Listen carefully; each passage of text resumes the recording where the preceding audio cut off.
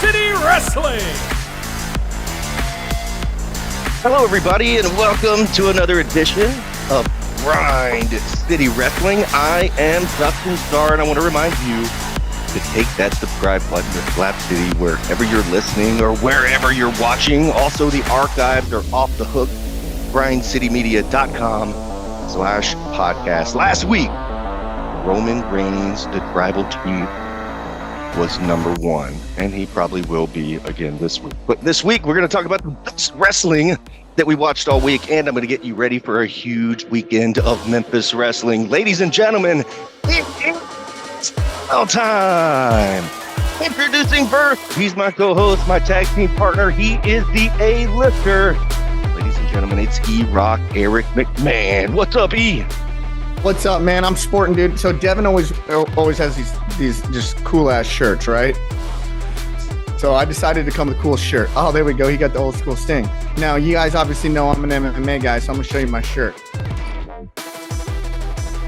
Oh, it's amazing. Ooh, I would book that all day, every day, and twice on Sunday with Memphis Wrestling, baby.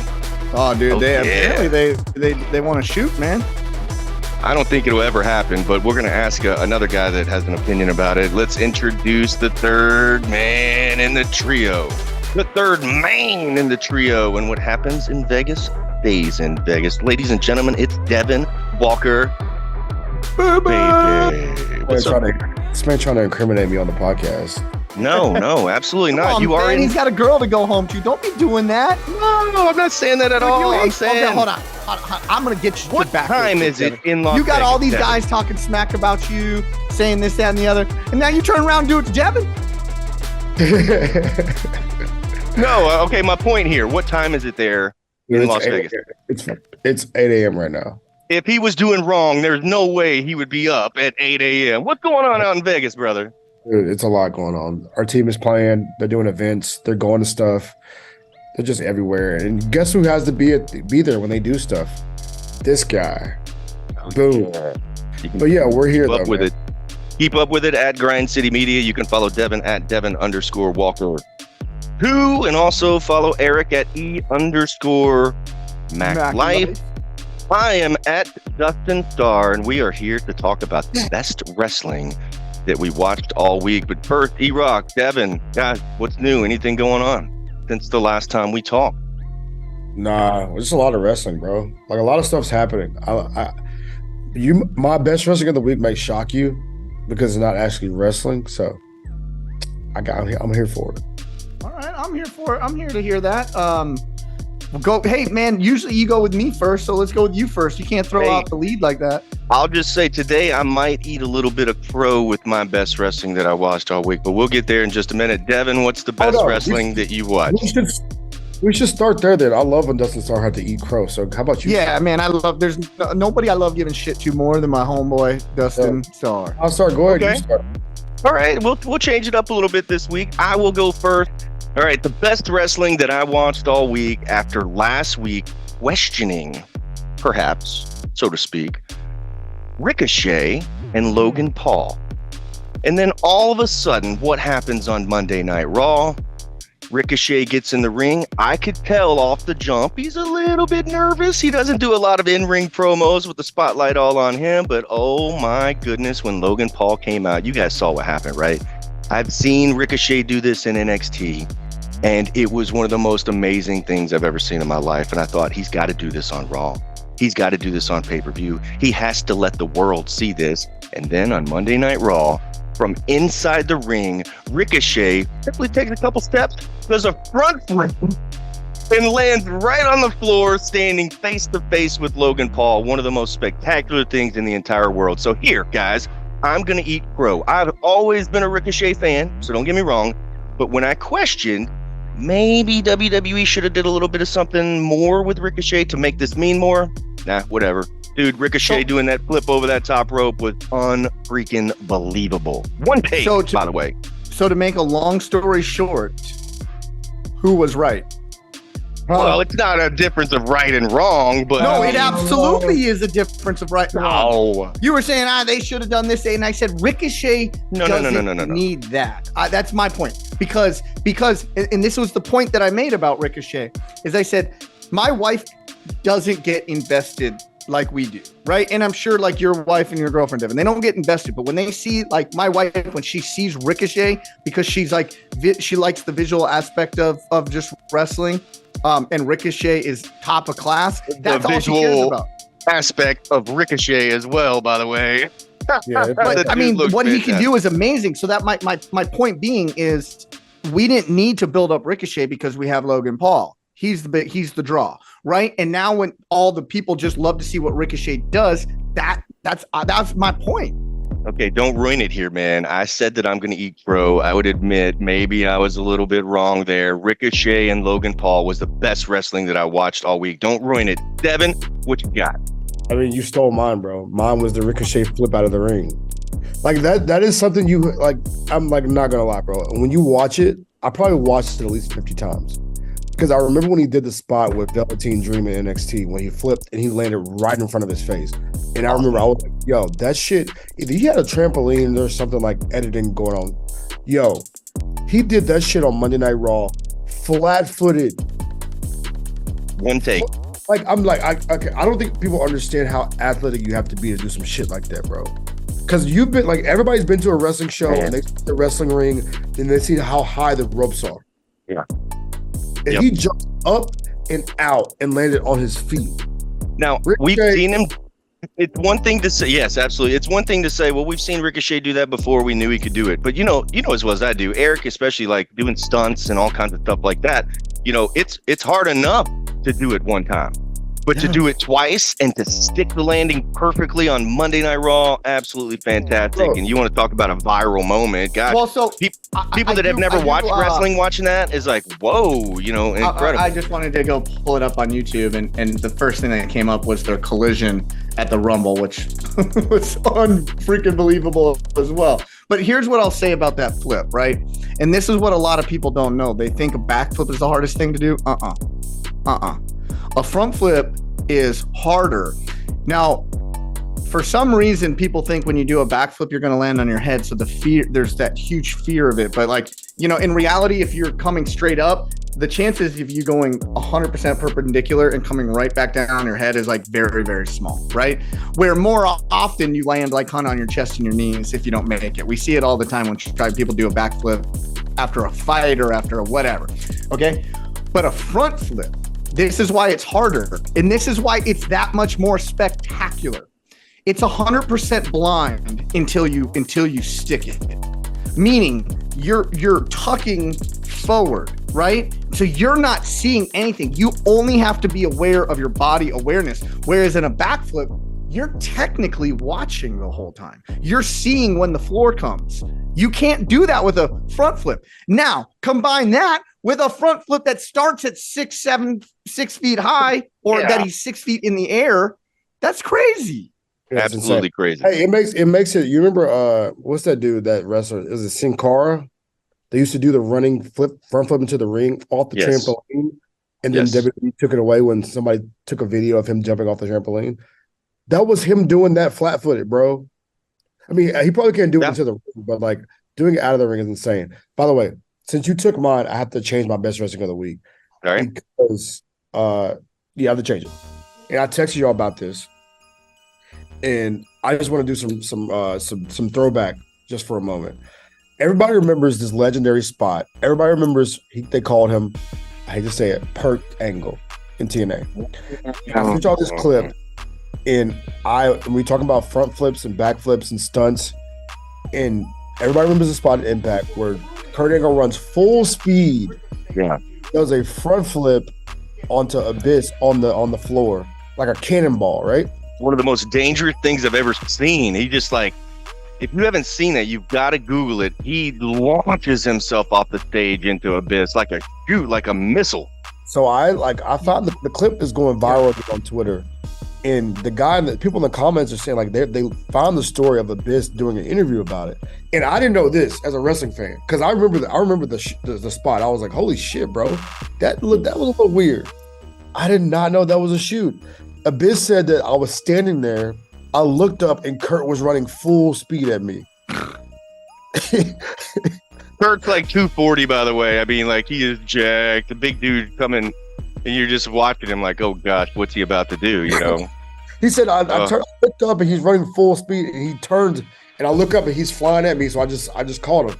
But there's just like, for me, I want to ask y'all, because y'all been in these situations more than I have. Like, is there like a moment where you just say, okay, just go with it? Or is it like oh shit, this dude may be a little bit off? No, you go with it. Well, I'm talking about, I've done a lot of stunts where I'm the jumper, right? And it's kind of nut up and go. And like, if you don't go now, you ain't going to go. You know what I mean? It's one of those things. So like Kurt got him, what I could assume. Well, hold on. Let's back up. Was this you missed a little bit of that story, Devin. So you called him Kurt Angle. My bad. So he was a little inebriated. Is that what you're thinking? Yeah, I think they said during his TNA run he was very inebriated. He did some of the craziest shit in his career in TNA, bro. I will tell you, TNA Angle was amazing. Slammiversary was here at Landers Center, and I remember walking by Kurt and meeting Kurt, and that was definitely one of his dark days because it was almost like a zombie walking, honestly. But coming off, I was going to say, when you were telling that story, Kurt probably didn't feel a thing when that happened.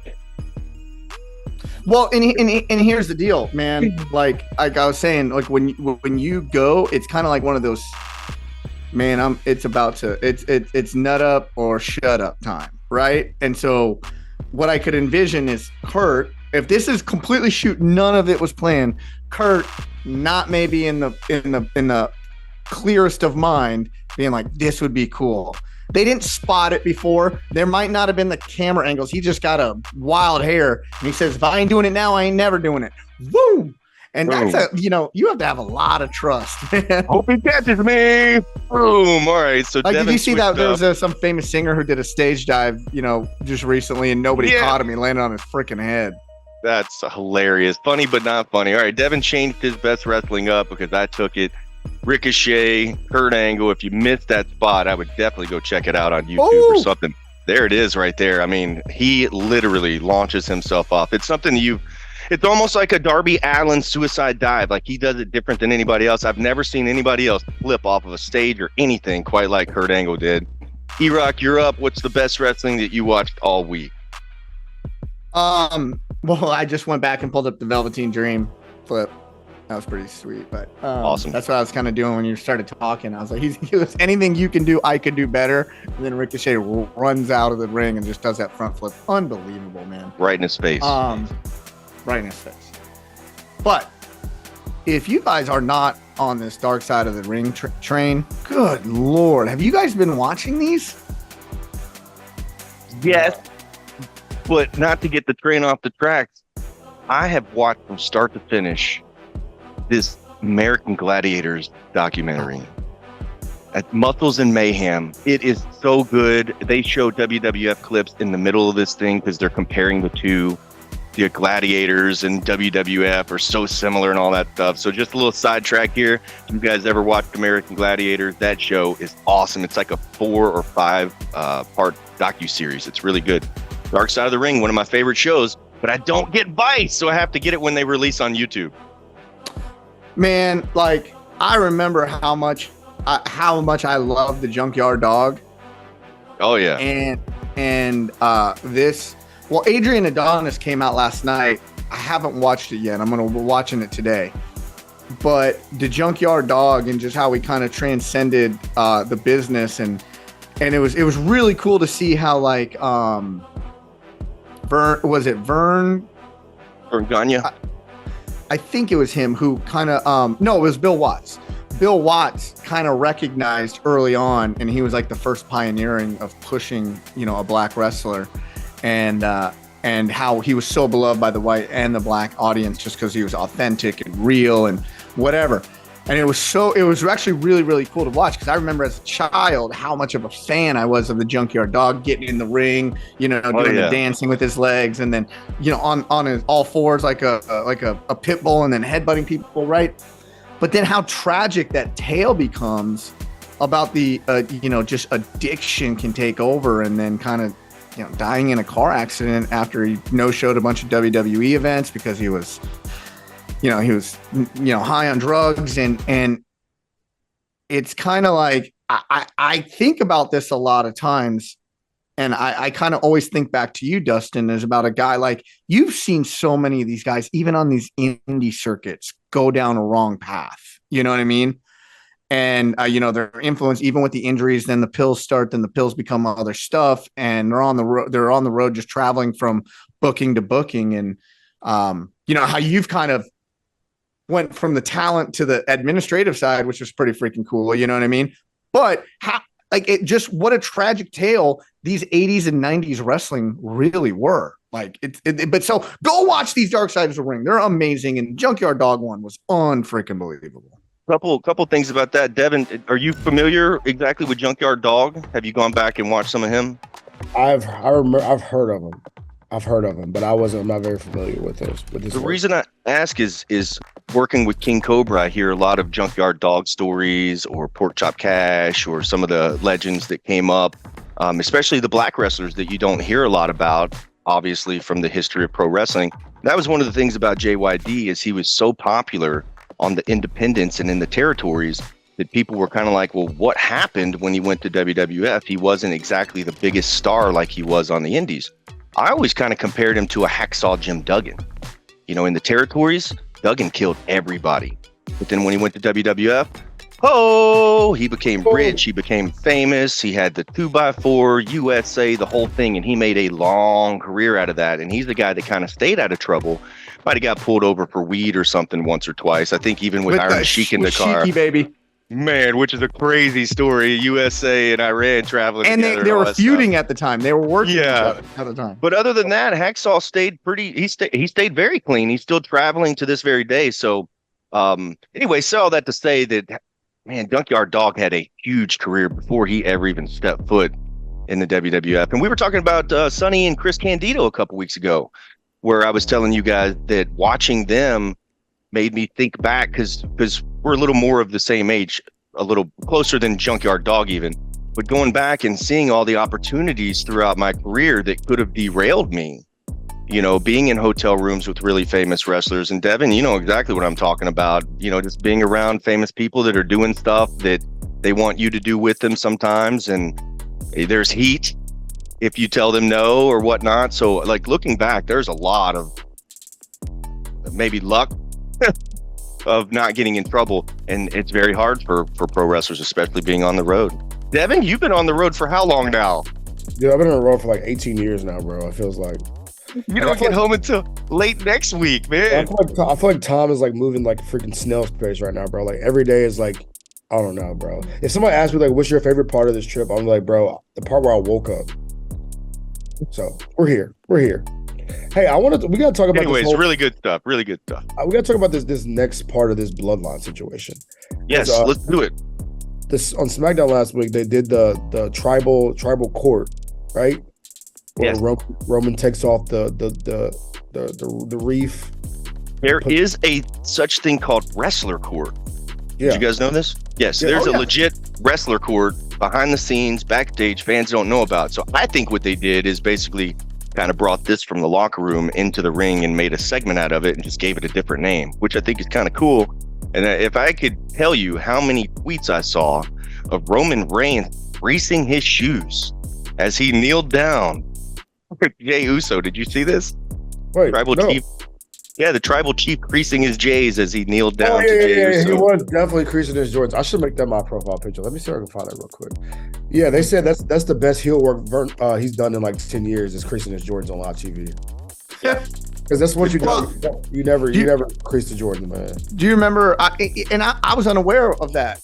I was unaware of that rule and that it happened. And I remember it was one show I was wearing Jordans in there, and I got down on my hands and knees to show you, and you're like, yo, get up. Yeah, you don't do that to Jays.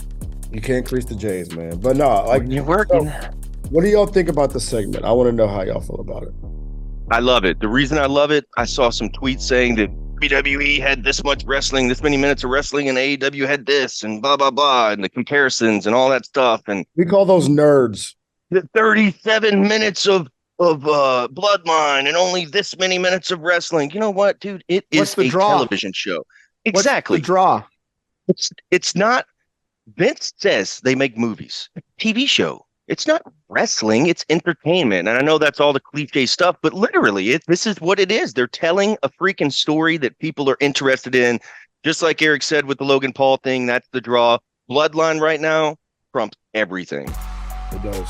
So, like, did you like the ending? Like, what do y'all think about the ending? Like the whole, like, it's in Solo, like standing there looking at it. Like, that lets me know that I know we talk about setting up and telling stories, and that I think that's the ultimate tell your story, right? Where it's sitting there in the middle of the ring, and Solo's standing over it, and he's selling it, right? Because the crowd's just like looking, like, yo, is he gonna pick it up? He picks it up. Is he gonna put it on? Is he gonna put it back on Roman? He's gonna put it back on Roman. So I think that's a tease for the next step of Solo. Are we gonna get Solo versus Roman eventually? I think so. Look at this, man. They debuted Solo in the main event of a world championship match to help Roman Reigns. And since then, he's been pinned one time, and that's by Cody Rhodes, the top babyface in the company. And the reason Cody had to pin him is because he wasn't pinning the tribal chief. They have done an awesome job at building Solo Sikoa, a dude that came from NXT that I don't know about you guys, but I didn't know who the hell he was. Mm-hmm. Now, not only have they built him up to be a top contender, possibly to Roman Reigns at some point, now you've got a tag team that I think one member can beat Romans for the title. When does this happen? Back in the Rockers days, back in WWF, when the Rockers, could you ever see a young Shawn Michaels or Marty Jannetty even feuding for the world title at that point?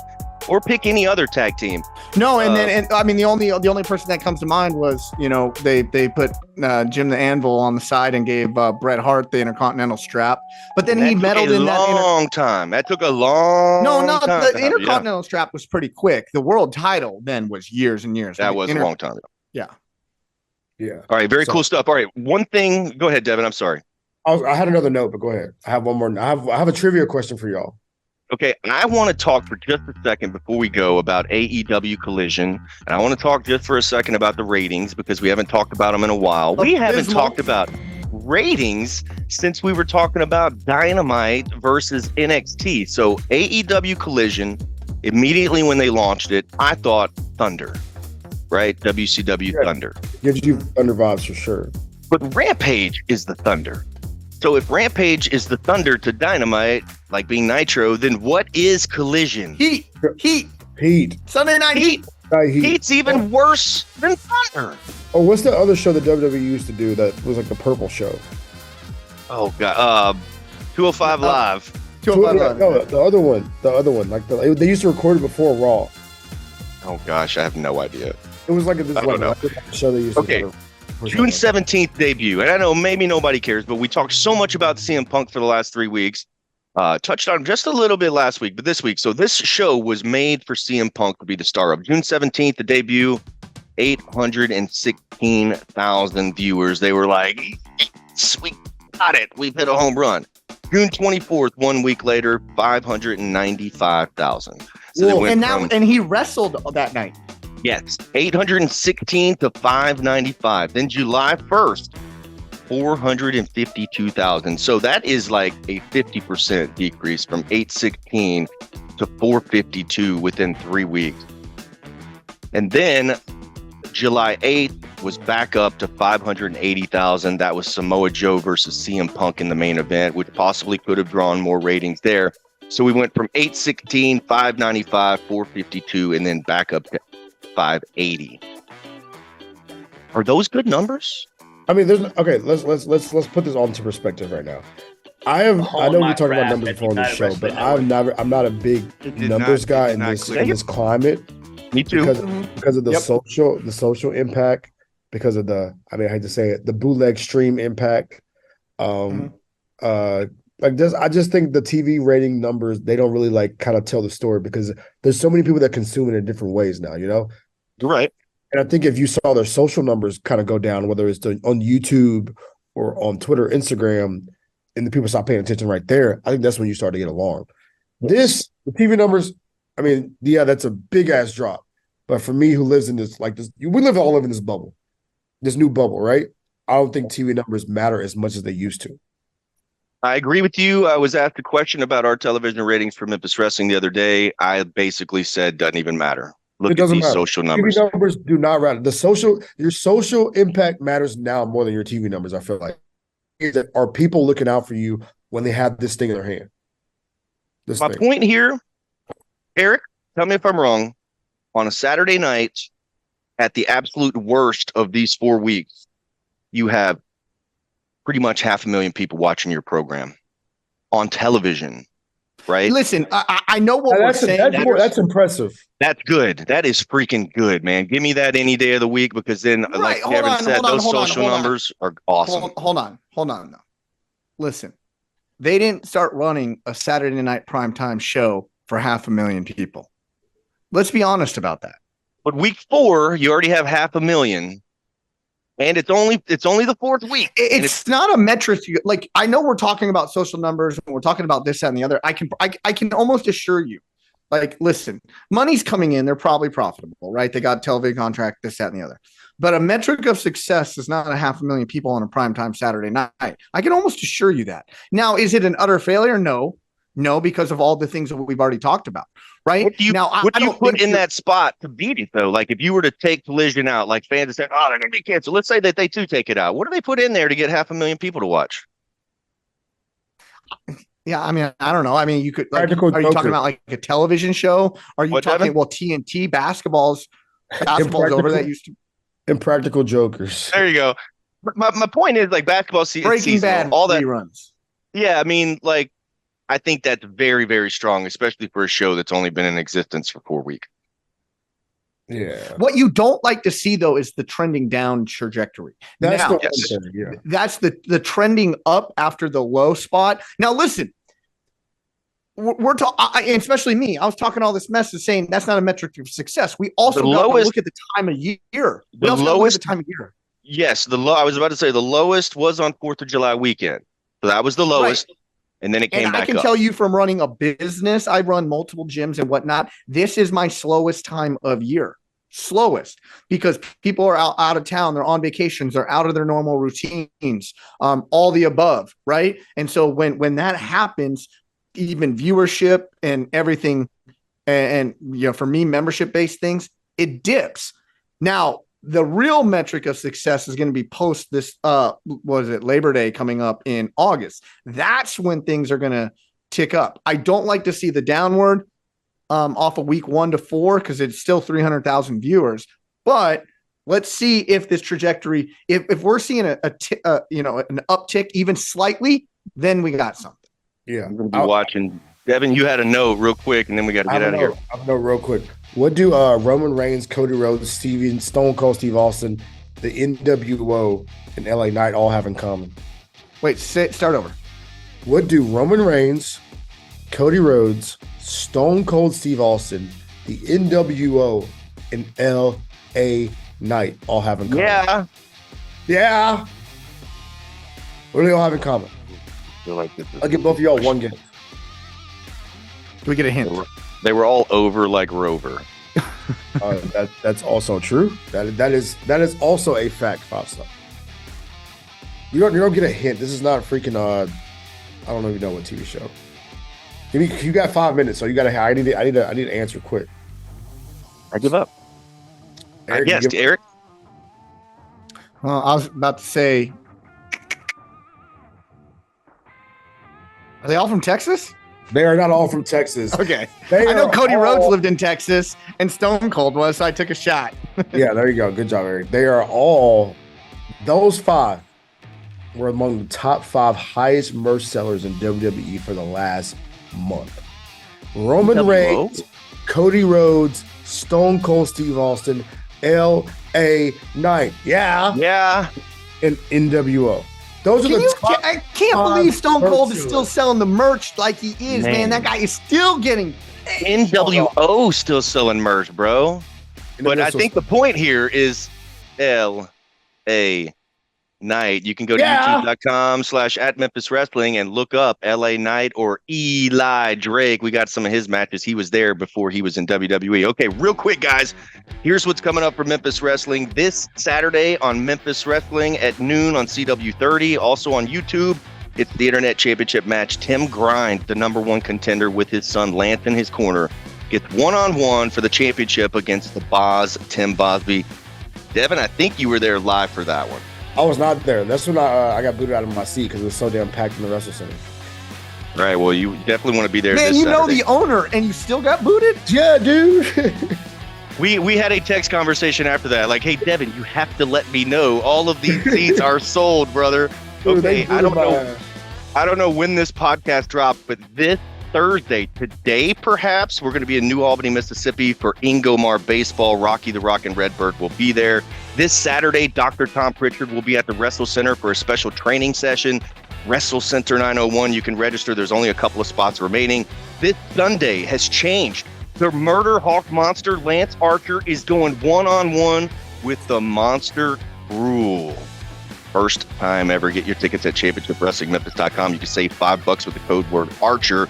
Then Sunday, August 6th, Dirty Dango is coming to Memphis Wrestling. Then Saturday, August 19th, we're in Pontotoc, Mississippi, raising funds for St. Jude. Get your tickets at championshipwrestlingmemphis.com. And anybody that's there live this Sunday, I am going to make a huge announcement about who's coming to Memphis Wrestling next. And I promise you, when I tell you guys here on the pod, you are going to pop. It could be the biggest day at the Wrestle Center in Now its you'll existence. drop it to me and Devin once we hit the record button. That means we need to hurry up so you can tell us. Oh, yeah. All right, E, what's going on this weekend, brother? I'm going to be the third man in the Cage Fighting Fury Championship live on UFC Fight Pass from the Horseshoe Casino in Tunica, Mississippi. Keeping my elevation of working up the chain right now. This is going to be live on UFC Fight Pass. Huge main event, about two on the cusp UFC guys. And then co-main event is a local guy named Raheem Rambo Forrest. 6-1 out of Memphis Judo and Jiu-Jitsu. He wins this, he will get his shot in the UFC.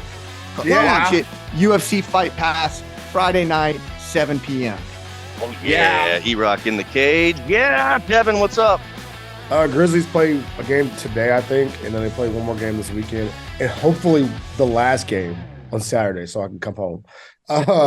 So yeah, we're doing that. Dude, you're just like Groundhog Day right now, huh? Dude, really. Over and over. That's one of my favorite shows of all time, by the way. You know, the comfort shows that you watch over and over, that's my comfort show. That's all the time we have this week on Grind City Wrestling, and next week I will give you guys, actually, I need to tell you guys before we go off today, at least give you a little hint at who's coming to Memphis Wrestling. Can I do that? Yes, please. Yeah, go ahead. Yeah. He's Devin Walker, he's E-Rock Airman, and I am Dustin Starr. Realest guy in the room. Bada boom. Can't keep that. We are gone. So long, everybody. Oh, yeah.